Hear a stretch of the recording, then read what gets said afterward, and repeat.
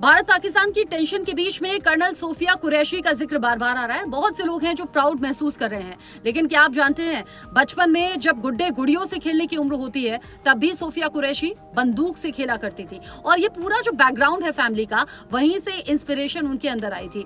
Doctor Sophia Qureshi जो कि गुजरात के वडोदरा में जन्मी है, लेकिन जो उनका ननिहाल है वो कानपुर से करीब 60 किलोमीटर दूर है।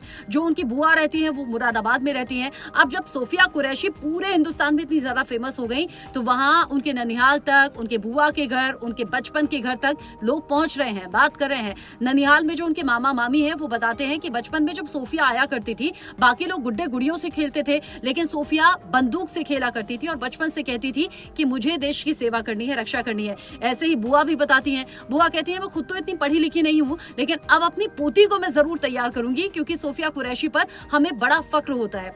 सोफिया कुरैशी, जिनका जो घर का नाम है, बचपन का नाम है, वो सूफिया है, लेकिन अब वो सेना में जाना पहचाना नाम है। अब तो देश की बेटी है और देश इन पर गर्व कर रहा है। लेकिन ये जो देश सेवा करने का उद्देश्य है वो उन्हें उनके पिता से मिला, उनके पिता के साथ साथ उनके दादा से मिला।